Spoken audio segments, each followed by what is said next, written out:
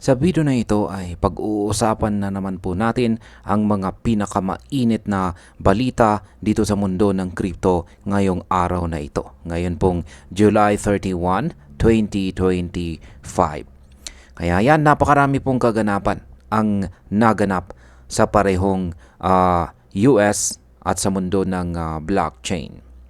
Sa isang banda ay may mga malalaking galaw ang mga bangko tulad ng JP Morgan at crypto exchange na si Coinbase. May panukalang pagbabago rin sa mga patakaran ng SEC para sa mga crypto ETF. At sa kabilang banda ay may seryoso pong legal na usapin na kinakaharap ng mga founder ng Samurai Wallet. Lahat po yan ay ating pag-uusapan sa video na ito. Pero bago po tayo magpatuloy ay pakibasa na lamang po muna ang disclaimer dito po sa ibaba ng ating screen. Yan, umpisan po natin sa pinakaunang balita natin dito, ang Cboe NYC Arca move to streamline crypto ETF listings with SEC rule change request. Yan, ano nga ba ang plano ng Cboe at ang NYSE Arca para sa mga crypto ETF? Isa po sa mga pinakamalaking balita ngayong araw ay ang hakbang ng Chicago Board Options Exchange or ang CBOE at ang NYSE Arca upang mapadali ang proseso ng pag-a-approve ng mga crypto ETF sa Amerika. Sa kasalukuyan po kasi ay kinakailangang mag-submit ng 19B-4 na form ang bawat exchange para sa bawat crypto ETF na gusto nilang ilista. Ayan, at ang bawat isang form na yan ay dumaraan sa masalimuot na pagsusuri ng SEC. Pero ayon po sa panukalang isinampa ng Cboe ay gusto po nilang magkaroon ng unified framework. Ibig sabihin ay kung maaprubahan ang bagong patakaran ay hindi na kailangang humingi ng hiwalay na approval para sa bawat crypto ETF. Basta't pasok po sa kriteriya ng panuntunan, pwede na agad itong ilista. Ayon po sa isang kilalang ETF analyst na si Nate Geraci, ay malaki ang maitutulong nito para bumilis ang adoption ng crypto sa traditional markets. Sa madaling salita ay para po itong fast track system para sa mga bagong crypto funds. Ngayon ay bakit po mahalaga ang bagong ETF rule para sa crypto market? Ang ganitong panukala ay napakahalaga dahil kapag bumilis ang approval ng mga crypto ETF, ay mas marami pong institution ang magkakaroon ng access sa crypto markets. Kung dati ay abot buwan or taon ang paghihintay para maaprubahan ang isang crypto ETF, sa bagong panukala na ito ay maaring umabot na lang ng ilang linggo. At kapag mas madali nang makapasok ang mga malalaking pondo or hedge funds dito sa mundo ng crypto, ay tataas po ang demand.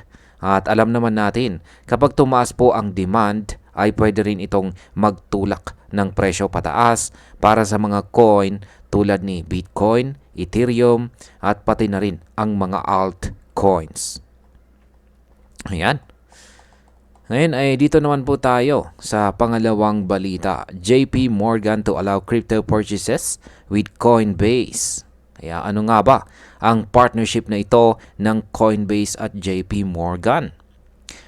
Ang isa pang magandang balita ay ang bagong partnership dito sa pagitan ng Coinbase at saka JP Morgan Chase. Ayon po sa opisyal na pahayag ng Coinbase ay makakabili na ng crypto ang mga Chase credit card users gamit ang kanilang card simula po ngayong fall. Ayan, starting this fall. Ayan, hindi lang yan. Simula taong 2026 or next year ay pwede na rin gamitin ang Chase Ultimate Rewards points para bumili ng USDC. Ang USDC ay isa pong stablecoin na katumbas ng dolyar ang halaga. Ibig sabihin ay kung may points ka sa credit card mo, pwede mo po itong i-convert sa crypto imbis na sa airline miles o shopping vouchers. Ayon pa sa Coinbase ay pwedeng i-link ng mga users ang kanilang Chase account sa Coinbase para diretsong makabili ng crypto. Isa po ito sa mga pinakaunang rewards system na pwede pong i-redeem sa cryptocurrency. Ayan. Ngayon ay ano naman ang ibig sabihin ng move na ito para sa JP Morgan? Ang hakbang na ito ay nagpapakita po ng seryosong intensyon ng JP Morgan na lumusong sa mundo ng digital asset. Ayon po mismo sa kanilang CEO na si Ginoong Jamie Dimon ay gusto nilang makibahagi sa stablecoin ecosystem. May binuo na nga silang JP Morgan Deposit Coin na parang sariling version nila ng stablecoin. Ang dahilan daw ay para hindi sila maiwan ng mga fintech competitors na or kakompetensya nila na nagre-replika ng traditional banking sa blockchain. Kaya ngayon ay tila sinasakyan na nila ang alon ng crypto adoption. Yan, dito naman po tayo. Sa panghuling balita natin ay ang Samurai Wallet co-founders to now plead guilty to US charges. Yan, ano nga ba ang update sa kaso ng Samurai Wallet? Sa hindi gaanong positibong balita naman ay may kaugnayan po sa legal na problema ng dalawang co-founders ng Samurai Wallet. Ayon po sa dokumento mula sa Federal Court sa New York, ay babaguhin po ni na Keyon Rodriguez at saka William Lonergan Hill ang kanilang plea mula not guilty patungong guilty. Sila raw ay kinasuhan ng money laundering at pag-operate ng hindi lisensyadong money transmitting business. Ayon po sa US prosecutors ay umabot ng mahigit $2 billion ang halaga ng illegal na transaction na pinoseso ng Samurai Wallet gamit ang kanilang crypto mixing protocols. Ang money laundering ay may parusang hanggang 20 years sa kulungan, habang ang pag-operate ng walang lisensya ay may 5 years pa. Kapag mapapatunayan po ang lahat, ay posibleng makulong sila ng hanggang 25 years. Ayan. Ngayon ay para sa atin bilang mga Pinoy crypto enthusiast ay una, ang panukalang rule change para sa crypto ETF ay maaari pong magbukas ng mas maraming oportunidad sa market. Kapag dumami po ang crypto ETF ay mas maraming institutional na pera ang papasok. At kapag may malaking demand at posibleng tumaas po ang presyo ng mga pangunahing coin tulad ni na Bitcoin at Ethereum. Ayan. Pangalawa ay ang partnership po ng Coinbase at JP Morgan ay indikasyon na tuloy-tuloy po ang pagyakap ng mga tradisyonal na institution sa digital asset. Kapag naging normal na ang pagbili ng crypto gamit ang rewards points ng bangko ay may lalawak. Yan, mas lalawak po ang paggamit nito at mas lalalim ang adoption. At ang pangatlo, ang kaso po ni na Samurai founders.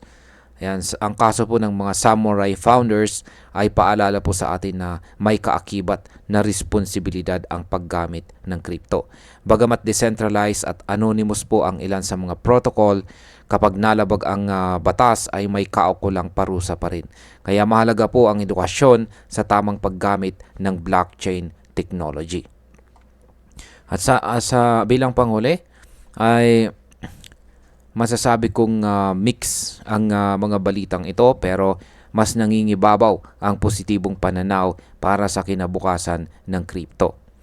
Nakikita po natin ang malinaw na direksyon ng regulasyon sa Amerika na nagpapakita ng mas bukas na pag-iisip ng mga regulators sa crypto ETF. Ang pagpasok po ng JP Morgan ay isa ring malaking kumpirmasyon na hindi na lang ito laruan ng mga retail investors. Ito na ang pinapasok na rin. Ito na po ay pinapasok na rin ng mga malalaking bangko. Kaya para po sa mga Pinoy ay magandang maging updated at handang makisabay.